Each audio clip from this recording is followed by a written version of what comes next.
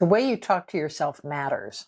If you try to replace the negative thoughts with the positive ones, your self talk isn't just a mood, it's an identity anchor. Every time you say, I'm not that kind of person, you're not describing who you are, you're deciding who you are. You are choosing your persona. Think about the language you use every day without ever noticing. I'm not a morning person. I can't stick with anything. I'm not allowed to want that. We don't do things like that in my family. These aren't observations, they're instructions. And your brain follows the instructions. Here's what's actually happening. Your brain is wired for the familiar. It wants your actions to match your beliefs. That's not a flaw, it's a survival mechanism. If you believe you're the kind of person who can't follow through, your brain will sabotage anything to prove that. Not because it's cruel, but consistency feels safer than change. Every I'm not is a brick in the wall of your current identity. Every I can't is a locked door that you installed yourself. And the crazy part? You built most of these walls years ago, often in childhood, and you've been living them ever since. Not because they're true, but because you stopped questioning them. It became the language of who you are. Now, I know that sounds abstract, so let me make it concrete. I want you to listen to yourself for one full day.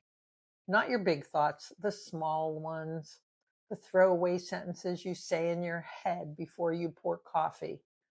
Count how many times you begin with, I'm not, I can't, I don't, I'm not allowed.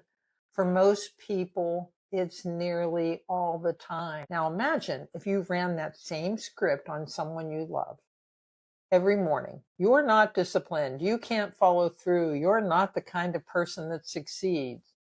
You wouldn't do that, but you do it to yourself every day. And then you wonder why nothing changes. The shift is simple, but it's not easy. Catch the language, flip it to positivity. Not, I'm not a morning person. Go with, I start my day with intention. Not, I can't stick with anything, to, I finish what I start.